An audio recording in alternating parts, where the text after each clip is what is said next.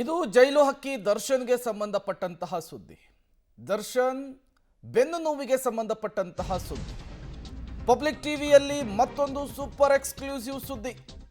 ನಟ ದರ್ಶನ್ಗೆ ಎದುರಾಯಿತು ಮತ್ತೊಂದು ಸಂಕಷ್ಟ. ನಟ ದರ್ಶನ್ಗೆ ಬೆನ್ನು ನೋವು ಮಾಯವಾಗೇ ಬಿಡ್ತಾ? ಸಿ.ವಿ. ರಾಮನ್ ಆಸ್ಪತ್ರೆಯಲ್ಲಿ ಫಿಸಿಯೋಥೆರಪಿ ದರ್ಶನ್ಗೆ ನಡೀತಾ ಇಲ್ವಾ?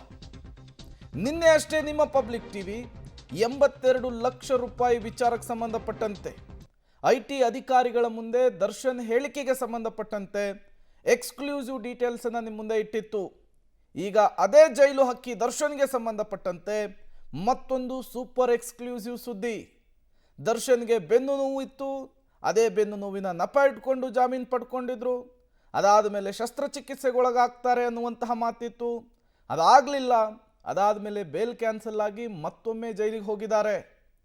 ಈಗ ಇದೇ ದರ್ಶನ್ ಅವರ ಬೆನ್ನು ನೋವಿನ ವಿಚಾರಕ್ಕೆ ಸಂಬಂಧಪಟ್ಟಂತೆ ಮತ್ತಷ್ಟು ಲೇಟೆಸ್ಟ್ ಅಪ್ಡೇಟ್ಸ್ ಲಭ್ಯವಾಗ್ತಾ ಇದೆ. ದರ್ಶನ್ ಬೆನ್ನು ನೋವಿಗೆ ಫಿಸಿಯೋಥೆರಪಿಯ ಅವಶ್ಯಕತೆ ಇಲ್ಲ. ಸಿ.ವಿ. ರಾಮನ್ ವೈದ್ಯರ ತಂಡದಿಂದ ಜೈಲಾಧಿಕಾರಿಗಳಿಗೆ ರಿಪೋರ್ಟ್ ಸಬ್ಮಿಟ್ ಆಗಿದೆ. ಬೆನ್ನು ನೋವು ಚಿಕಿತ್ಸೆಗೆ ಕೋರ್ಟ್ ಮೊರೆ ಹೋಗಿದ್ದ ದರ್ಶನ್ ನಿಲ್ಲೋದಕ್ಕಾಗ್ತಿಲ್ಲ, ಕೂರೋದಕ್ಕಾಗ್ತಿಲ್ಲ ಅಂಥೇಳಿ ಇದೇ ದರ್ಶನ್ ಹೇಳಿದ್ರು. ಸೂಕ್ತ ಚಿಕಿತ್ಸೆ ಕೊಡಿಸುವಂತೆ ಜೈಲಾಧಿಕಾರಿಗಳಿಗೆ ಕೋರ್ಟ್ ಸೂಚನೆ ಕೊಟ್ಟಿತ್ತು. 4 ವೈದ್ಯರ ತಂಡ ಫಿಸಿಯೋಥೆರಪಿಯನ್ನು ಕೂಡ ಮಾಡ್ತಾ ಇತ್ತು. ಈಗ ಅದೇ ವೈದ್ಯರ ತಂಡ ಇದ್ದಕ್ಕಿದ್ದ ಹಾಗೆ ಫಿಸಿಯೋಥೆರಪಿ ಮಾಡೋದನ್ನೇ ನಿಲ್ಲಿಸ್ಬಿಟ್ಟಿದೆ.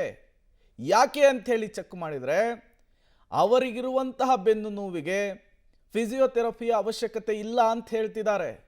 ಅದೊಂದು ಸಾಮಾನ್ಯ ಬೆನ್ನು ನೋವು ಅಂತ ಹೇಳ್ತಿದ್ದಾರೆ. ಇದೇ ಬೆನ್ನು ನೋವಿನ ನೆಪ ಇಟ್ಕೊಂಡು ದರ್ಶನ್ನು ಬೇಲ್ ಪಡ್ಕೊಂಡಿದ್ದು, ಸಿನಿಮಾ ಚಿತ್ರೀಕರಣದಲ್ಲಿ ಭಾಗಿಯಾಗಿದ್ದು, ಆರಾಮಾದಂತಹ ಜೀವನ ನಡೆಸೋದಕ್ಕೆ ಮುಂದಾಗಿದ್ರು. ಇದೇ ಬೆನ್ನು ನೋವಿಗೆ ಚಿಕಿತ್ಸೆ ಕೊಡಲಿಲ್ಲ ಅಂದರೆ ಲಕ್ವಾ ಹೊಡೆದು ಬಿಡುತ್ತೆ ಅಂಥೇಳಿ ಕೋರ್ಟ್ನ ಗಮನಕ್ಕೆ ತಂದು ಬೇಲನ್ನು ಪಡ್ಕೊಂಡಿದ್ರು. ಇವರು ಮಾಡಿದ್ದೆಲ್ಲವೂ ಕೂಡ ನಾಟಕ ಅನ್ನೋದು ಯಾವಾಗ ಕೋರ್ಟ್ನ ಗಮನಕ್ಕೆ ಬಂತೋ ತತ್ಕ್ಷಣಕ್ಕೆ ಬೇಲ್ ಕ್ಯಾನ್ಸಲ್ ಮಾಡ್ತು ಸುಪ್ರೀಂ ಕೋರ್ಟು. ಈ ರೀತಿಯ ವಿಚಾರಗಳಿಗೆಲ್ಲ ನಾವು ಸೊಪ್ಪಾಕಲ್ಲ ಅನ್ನೋದನ್ನು ಸ್ಪಷ್ಟಪಡಿಸ್ತು. ಅದಾದ ಮೇಲೆ 2ನೇ ಬಾರಿ ಜೈಲಿಗೆ ಹೋದಲ್ಲೂ ಕೂಡ ಬೆನ್ನು ನೋವು ಕಾಣಿಸ್ಕೊಂಡಿತ್ತು. ಈಗ ಆ ವಿಚಾರಕ್ಕೂ ಸಂಬಂಧಪಟ್ಟಂತೆ ಹೊಸ ಟ್ವಿಸ್ಟ್ ಸಿಕ್ಕಿದೆ.